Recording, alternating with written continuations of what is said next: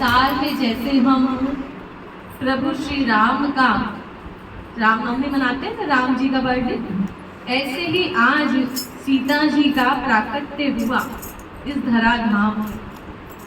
और सीता जी जगत जननी है। अभी हमने गाया भी संकीर्तन में, सीता माँ, क्योंकि संसार में हमारे इस मृत्यु लोक में भी पिता के स्थान से माता का स्थान 100 गुना ऊंचा बताया है। शास्त्रों में कहा, पितुः शत गुणा माता पूज्या वंध्या गरियसी, ब्रह्मवैवर्त पुराण में, कि माता का स्थान 100 गुना बड़ा है पिता से।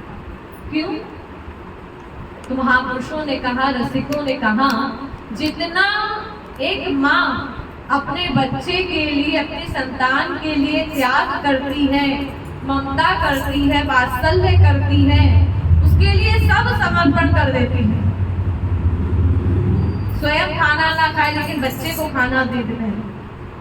कि हर एक माँ में भगवान ने दिया है गुण, हमारे अंदर ऑटोमेटिक नहीं आ गया। हम सोचते नहीं हमारे अंदर गुण है, आपके हमारे अंदर कोई गुण नहीं है, सारे अवगुण ही भरे हुए हैं।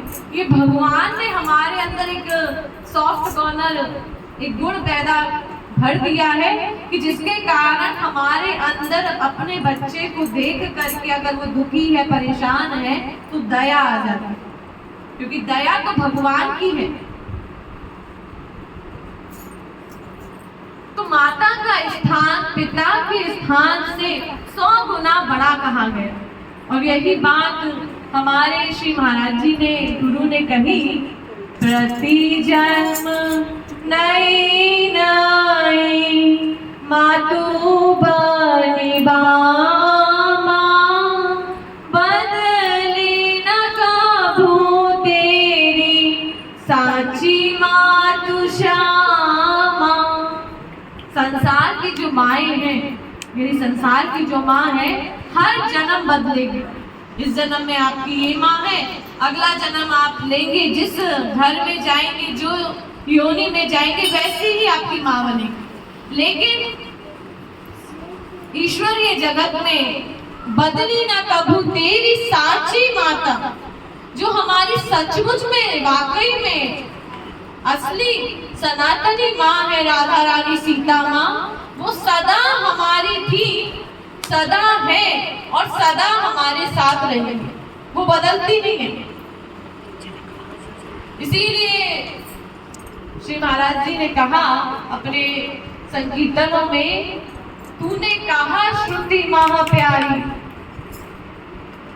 हे राधा रानी, आपने स्वयं कहा है शास्त्रों वेदों में कि आप ही हमारी असली माँ हैं।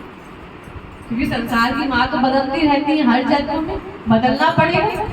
जिस योनि में जाएंगे हम, उस योनि की माँ मिलेगी हमें। लेकिन हमारी जो वास्तविक माँ है, वो सदा हमारे साथ रहती है, कभी बदलती नहीं।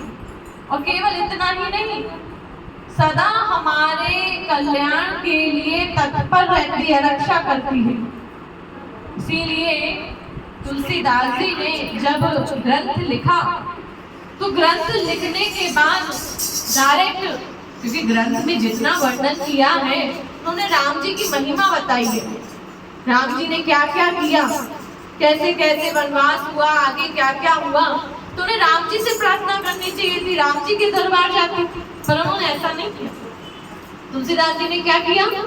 तुलसीदास जी ने बिल्कुल ही बच्चे की भांति हिरा होकर के, असहाय होकर के सीता माँ की शरण में गए और सीता जी से बोला कि हे माँ, कबहुक अम्ब अवसर पाई मोरी, मेरी कभी आप उचित अवसर जान करके, हे माँ, हे सीता जी, आप श्री राम से मेरी करुण कथा, मेरी ये जो व्यथा है, मेरा ये जो ग्रंथ है, जब आप उचित अवसर जाने, तब प्रभु श्री राम से कह देना, उन्हें सुना देना, ताकि उनकी कृपा दृष्टि मुझ पर पड़ जाए, इस ग्रंथ पे पड़ जाए और मेरा काम बन जाए। तुलसीदास जी ने ऐसा किया संसार में, आप सब लोग भी ऐसा ही करते हैं संसार में भी। उचित अवसर यानी अगर मान लो कोई बच्चा जिद कर रहा है, बहुत रो रहा है, और उसी समय उसके पिता आए ऑफिस से, और मान लो ऑफिस में कोई तनाव है, कोई परेशानी है, तो माँ को पता होता है कि भाई अभी मूड नहीं है, अगर इस समय बच्चा किसी बात की जिद करेगा तो सब गड़बड़ हो जाएगा। वो जानती है कि किस समय क्या कहना है। ऐसे ही तुलसीदास जी ने सीता माँ से प्रार्थना करी कि हे माँ, आप ही उचित अवसर जान करके मेरी करुण कथा, मेरी ये व्यथा प्रभु श्री राम को सुना देना, ताकि उनकी कृपा मुझको हो जाए और मेरा ये काम बन जाए। इसीलिए कहा भी, तेरी कृपा ते ही बनवारी, करे जीवों पर कृपा प्यारी, कृपा पर कृपा करे प्यारी, ऐसी कृपा पर बलिहारी। कृपा पर कृपा करे प्यारे। कृपा का मतलब यानी जो राधाधुंध कृपा हमें हो रही है, जो कृपा शक्ति है, वो स्वयं राधा रानी के दरबार पे खड़े होकर के हाथ जोड़ करके याचना करती है। और जब राधा रानी कृपा शक्ति पर कृपा करती है, यानी कृपा पर कृपा करे, जब कृपा शक्ति पर राधा रानी की कृपा हो जाती है, तब वो कृपा कहलाती है, तब वो हम जीवों को प्राप्त होती है।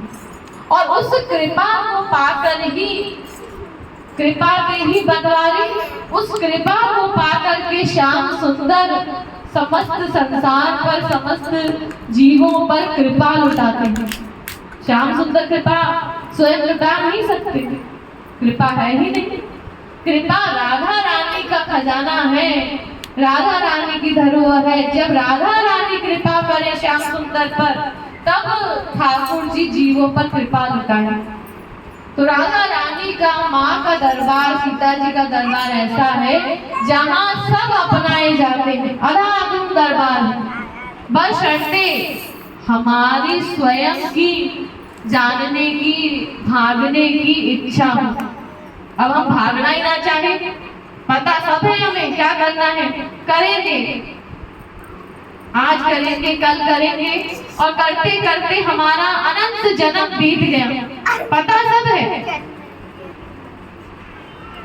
और अगर पता नहीं होता तब तो हम भगवान को भी कह सकते थे, ठाकुर जी को, राधा रानी को, गुरु को, कि अरे हमें पता ही नहीं है क्या करना है संसार में, तो इसीलिए संसार में मन लगा रहे थे, इधर उधर सब बर्बाद कर रहे थे। पता भी है कि भगवान में मन लगाना है, फिर भी संसार में इसे लगा करके, संसार में ही इसे गवा करके, संसार की ही जिम्मेदारियों में उलझ करके इस मनुष्य शरीर को गवा देंगे। तो इसीलिए महापुरुषों ने, रसिकों ने बार बार समय समय पर हर पर्व में हमें ये संकेत दिया, इशारा दिया कि हमारा मन ठाकुर जी के चरणों में लगे। और सबसे बड़ी बात है राधा रानी की, अधागुण दरबार की, कि संसार में कोई ऐसा नहीं है जिनके लिए हम पूरा जीवन लगा रहे हैं, दिन से लेकर रात तक आप अपने परिवार के लिए जो करते जा रहे हैं।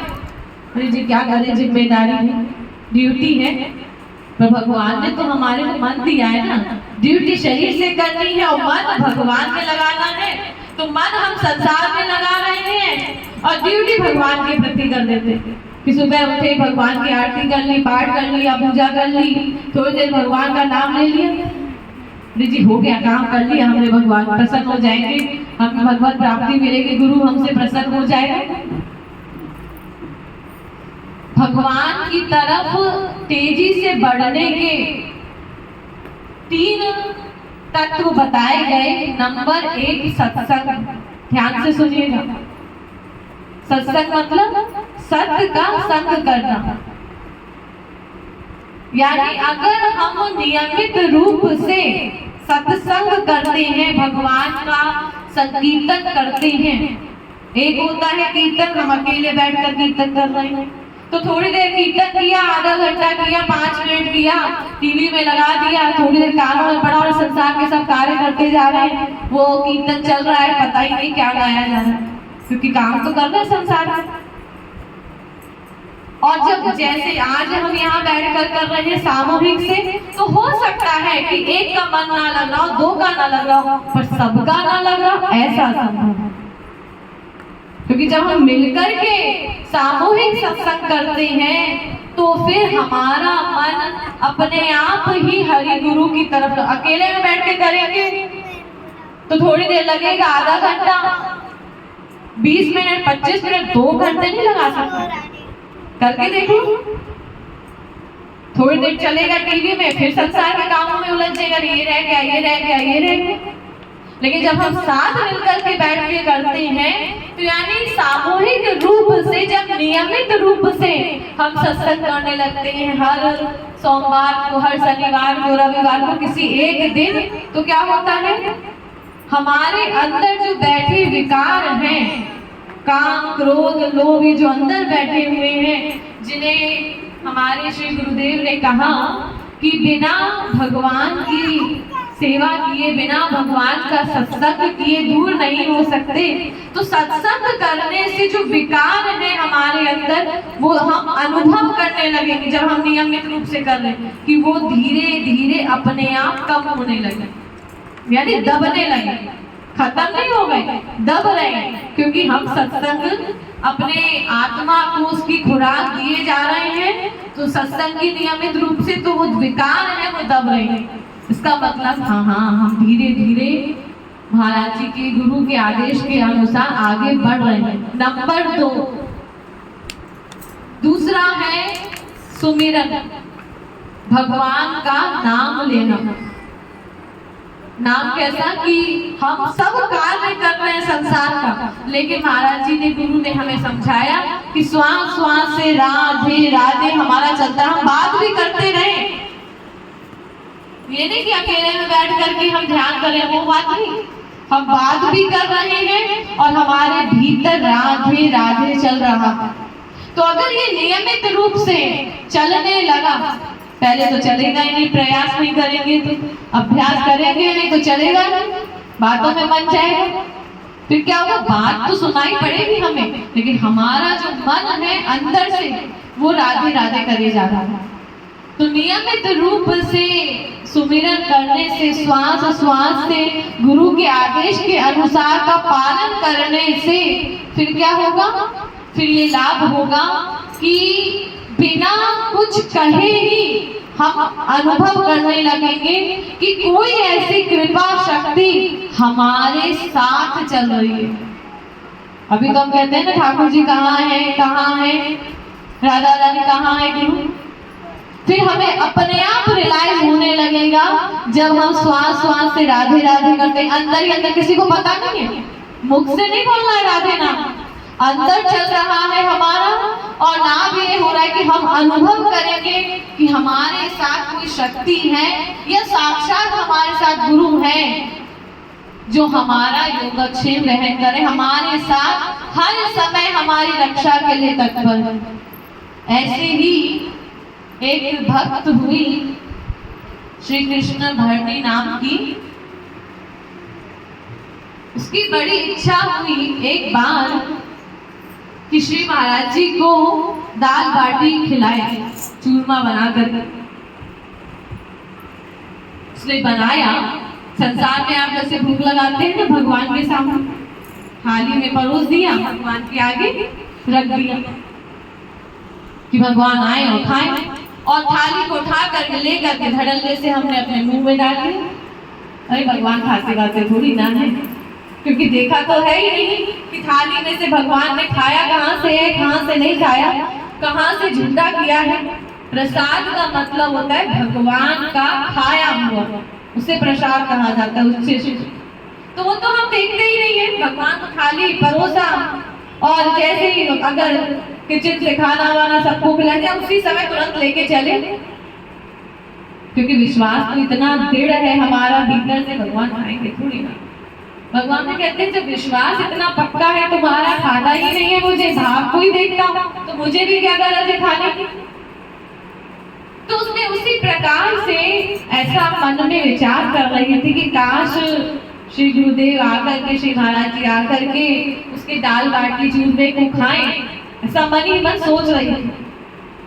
और सोचते सोचते उसकी आंखों से आंसू बहने लगे, क्योंकि जिसका जितना प्रेम होगा। और महाराज जी ने एक बहुत सुंदर बात कही, भक्त का क्रंदन गोविंद राधे, हरि न सके सोनी, भाग्य आवे बता दे। ठाकुर जी की, महापुरुषों की, सबकी एक वीकनेस है कि वो किसी के क्रंदन को, रोने को देख नहीं पाते, बर्दाश्त नहीं होता उनसे, भागे चले आते हैं, सब कुछ छोड़ देते हैं। अगर जीव सच्चे मन से उन्हें पुकार रहा, जैसे बच्चा पुकारता है, अगर कोई बच्चा बहुत रो रहा है, मुझे तो गाड़ी चाहिए, तो मां नहीं सुनती। क्यों? क्योंकि माँ जानती है कि बच्चा छोटा है, बड़ा होगा तब जाकर के उसे गाड़ी दिलाएंगे, रोता रहे, गलत जिद कर रहा। लेकिन अगर बच्चा वास्तव में रो रहा है, उसे भूख लगी है, प्यास लगी है, तो माँ सब कुछ छोड़ करके, सारा काम छोड़ के भाग करके जाती है। ऐसे ही हम किस चीज के लिए भगवान के सामने रो रहे हैं, भगवान को देखते हैं, उनके लिए रो रहे हैं, संसार की चीजों को पाने के लिए। तो भक्त के क्रंदन को देखते ही ठाकुर जी, राधा रानी, गुरु, ये तीनों ही पर्सनैलिटी भागे भागे चले आते हैं, एक क्षण की प्रतीक्षा नहीं करते। तो ऐसे ही वो रोते हुए भगवान को, गुरु को याद कर रही थी। इतने में अचानक क्या देखती है कि सामने से श्री गुरुदेव आ रहे, महाराज जी आ रहे। अब वो हैरान कि कैसे आ गए, और इनके तो आने की कोई सूचना भी नहीं थी, तो कैसे आ गए। लेकिन भीतर से बड़ी प्रसन्न है, जैसे ठाकुर जी बिना बताए गोपियों के घर पहुंच जाते थे। संसार में लोग कहते ठाकुर जी चोर हैं, ठाकुर जी चोर नहीं है, वो तो चित्त को चुराने वाले हैं। संसार में बताओ, भला बताओ कौन है ऐसा, आप में से कौन है ऐसा जो ये कहता हो किसी चोर को हमारे घर आओ चोरी करो? कोई नहीं कहता। और उसके करने के बाद रोते और अलग से। लेकिन गोपियां ठाकुर जी को बुलाती थी, रो रो के प्रार्थना करती थी, हे कान्हा आज हमारे घर आना माखन खाने, आज मेरे यहाँ पे जाके कृपा करना। वो स्वयं ठाकुर जी को बुलाती थी। और ठाकुर जी जो जितनी पुकार से उन्हें बुलाता था, श्याम हूँ भजन करे सदा ब्रज भामा, काके घर चोरी करूं सोचे आठों यामा। आठों याम हर समय यही प्लानिंग करते रहते थे ठाकुर जी, आज किस गोपी को निहाल करना है, आज किसके ऊपर कृपा करनी है, आज किसको अपना दिव्य दान करना है, दिव्य प्रेम का, दिव्य धन का। तो ऐसे ही वो हैरान हो गए कि अचानक से कैसे आ गए, लेकिन मन में भीतर बड़ी प्रसन्न है। तो उसने देखा कि जहाँ खाना बन रहा था रसोई घर में, वहीं सामने जाकर के नीचे श्री महाराज जी, श्री गुरुदेव बैठ गए और उसने उसी प्रकार से खाना परोसा थाली में, दाल बाटी वगैरह, और वो खाने लगे। खाना खाने के बाद जैसे ही वो हाथ धुलाने के लिए, टॉवल देने के लिए अपना पीछे की साइड मुड़ी कि टॉवल दे दे हाथ पहुंचने के लिए, तो क्या देखती, सामने कोई नहीं।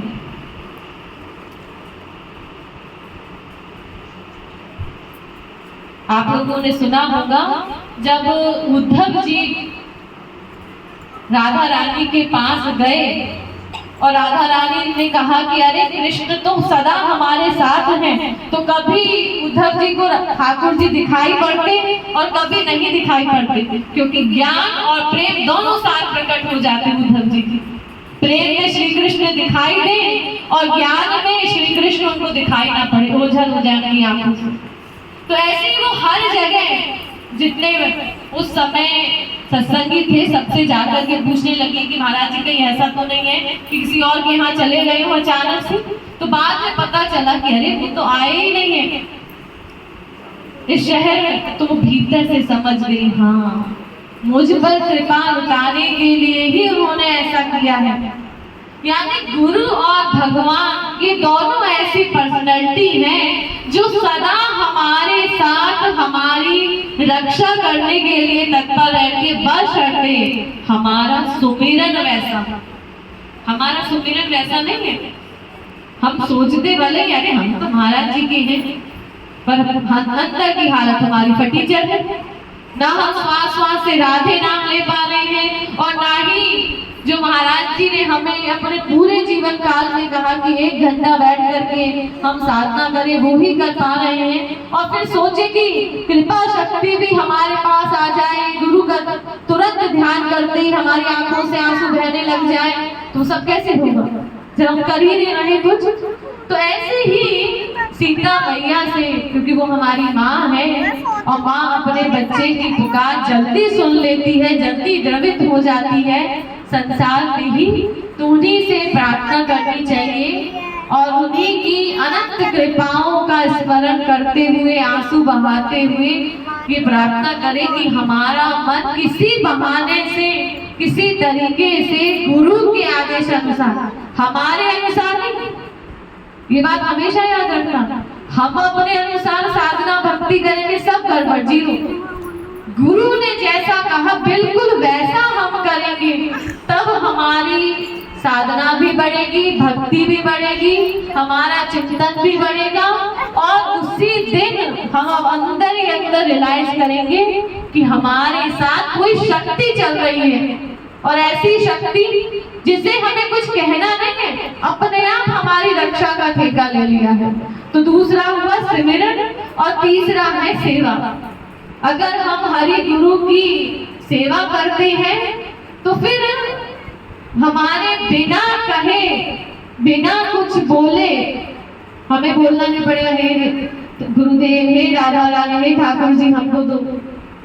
बिना कहे वो हमारे हर कार्य को अपने आप ही, संसार के भी और हमारी आत्मा के भी, दोनों ही कार्य को सहज पूरा कर देगी जब हमारी भक्ति भगवान के प्रति धीरे धीरे बढ़ने लगेगी, अपने आप हमारे भीतर अनुभव होने लगेगा, सुमिरन करने से, सत्संग करने से और हरि गुरु के अनुसार बताई हुई तन मन से सेवा करने से।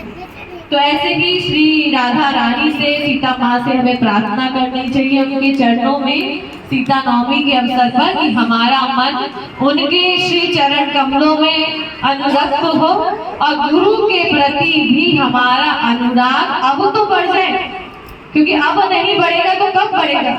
समय तो हमारे हाथ से फिसला जा रहा है, तो उन्हीं से प्रार्थना करेंगे तभी हमारा आनंद में जीवन होगा और मंगल में होगा।